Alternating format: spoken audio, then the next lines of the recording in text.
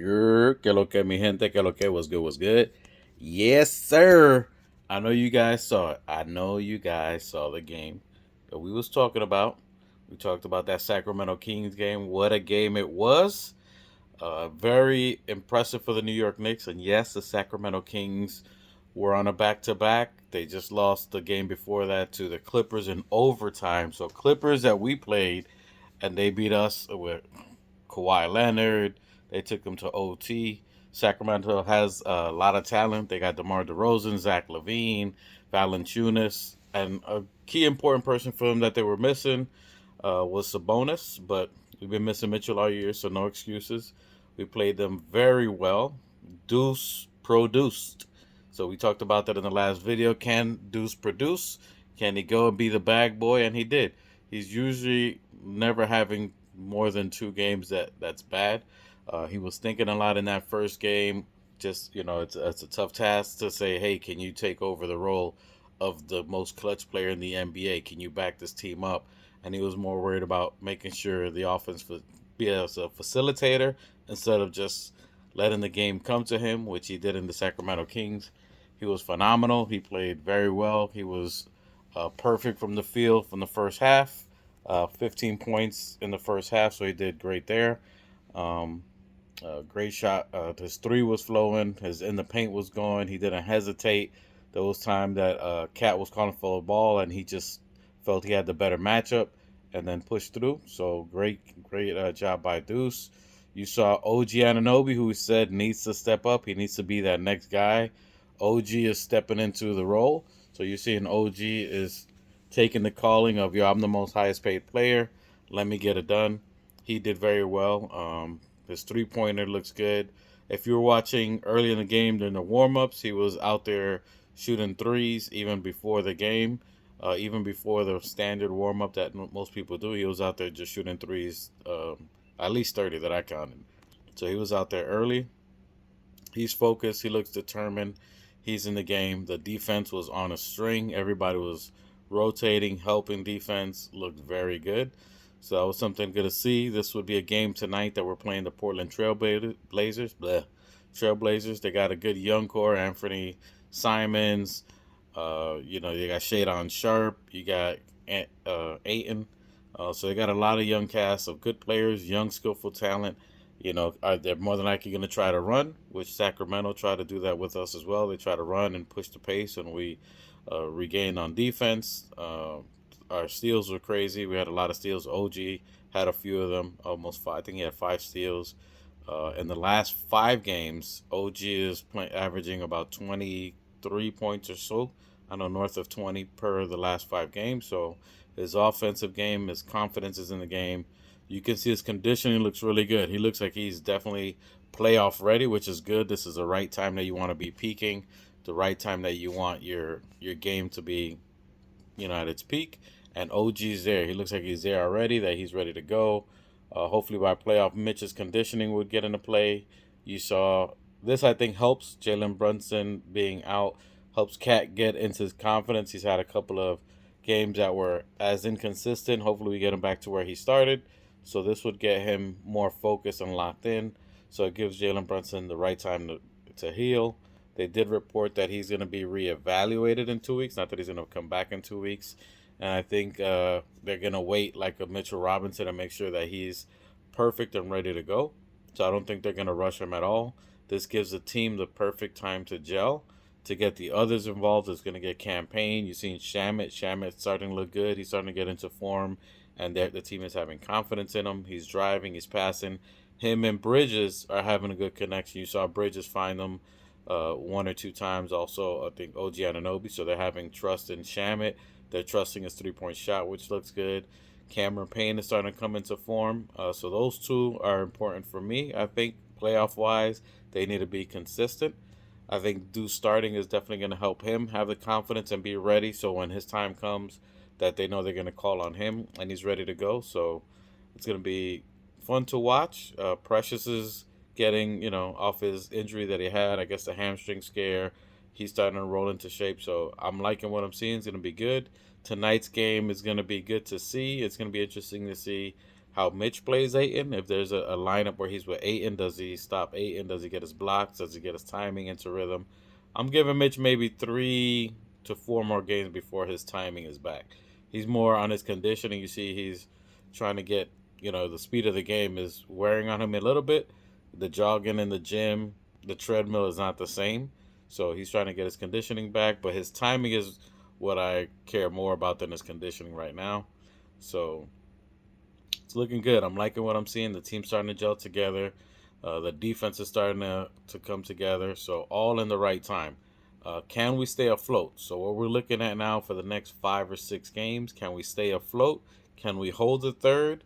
And what I would like to see, can we push to maintain the to try to get that number 2 spot, even without Jalen Brunson? That would be impressive if we can not only keep that 4 game lead, maybe advance a little bit to where we fight for that second. So by the time Jalen Brunson's in, which more than likely is going to be ready for the playoffs. So can this team with Deuce at the helm, Shamit and Campaign confident that their minutes are going to go up, that they're going to be effectively running the second team? Can our bench, i.e. Shamit and Campaign, come into play and hold it down?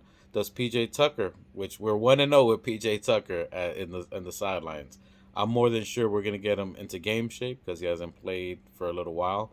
Getting him into game shape, learning Tibbs' system, see how Tibbs is going to want to play him, get him out there. The game was so good against Sacramento Kings, you were able to see not only the rookies, because we had a significant lead. I think it was close to 25-point leads or something like that, north of that. You even saw Beauchamp. I'm interested to see him. Beauchamp hit a 3. His 3 looked good and smooth. His defense looks good, a 6'7" wing. You saw DeLon Wright also play.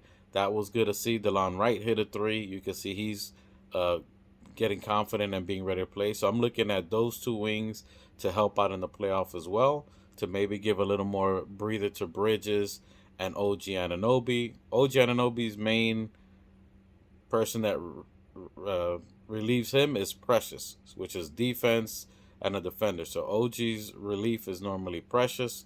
Obviously, Mitch is backing up Cat unless they're going to get spurt minutes here and there where they play together. But typically, Mitch replaces Cat.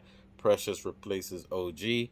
And then for Bridges, you're going to see, maybe it's DeLon Wright. Maybe does DeLon Wright as far as a wing, someone that can defend and 3 a little bit to give him a little break. A good defender equivalent, somewhat equivalent to Bridges. So maybe DeLon Wright comes in there and maybe Beauchamp gives a breather later on. Obviously as a win. I don't think Beauchamp's going to have a big role, but I can see him because of his height at 6'7", which is good, a tall guard. See if he can squeeze in there. But more than likely, Shamit's getting all the minutes. So when Josh goes out, you'll see a Shamit come in there. Shamit's been playing really good. His 3-ball looks really good. His defense has been good, and he's finishing great off the glass. Maybe I'm just rambling, but I'm really excited about this team. I'm liking what I'm seeing. The right players are stepping up at the right time. Let the captain rest. You want him at his peak and finest. And I don't see the Knicks rushing him at all. As much as it is, see what we got. This gives the front office the ability to see on who they got, how they play. Do these players return for next year? So this is an evaluation, whether you believe it or not, of how they're playing, who they get to keep. And by the way, salute to Grimes. Grimes is out here getting buckets. Grimes is getting buckets. I think he's been averaging 27 in the last 5-6 games. He had a 44-point game, a 38-point game, a 27-point game without PG-13. I don't know. Boy's getting buckets. I don't know if we'll have a chance to get him. He's going to look to get his money. Maybe we go after him next year, but I don't think he's going to want to come off the bench. People are going to see him and want him to start somewhere. So salute to Grimes, who Thibodeau developed. Anyway, but I'm liking what we're seeing. We got our game tonight, another West Coast game against Portland. Don't look at this as a lay-down game that we have it. We got to fight through. The next 3 to 4 games, not only are we looking at the development of how these players are they stepping up, we're looking for the rest of, from now to playoffs, can we play 48 minutes of basketball? That's more important than anything that we're seeing. Can we play consistent 48 minutes of basketball? Because that's going to matter in the playoffs.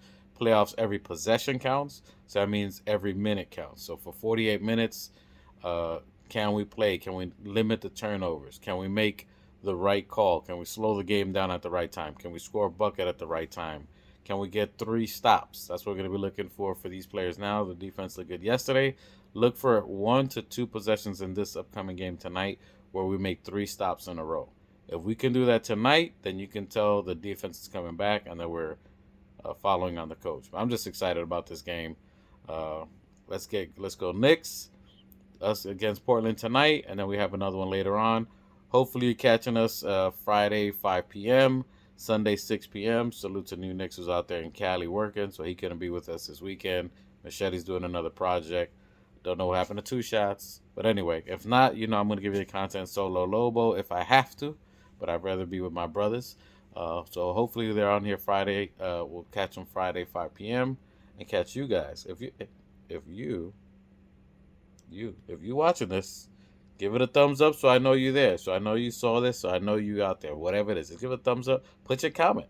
What do you think about tonight's game? What do you think about Duece taking the helms? What do you think about what you're seeing from the rookies that we were able to play? What do you think about Tibbs' rotation this last game? How did Coach Tibbs do in this last game as well? Love to hear from you guys. Friday 5 p.m., Sunday 5 p.m. The Organic Fanatics. It ain't no us without you guys. So holla. Check in with us. You heard? You're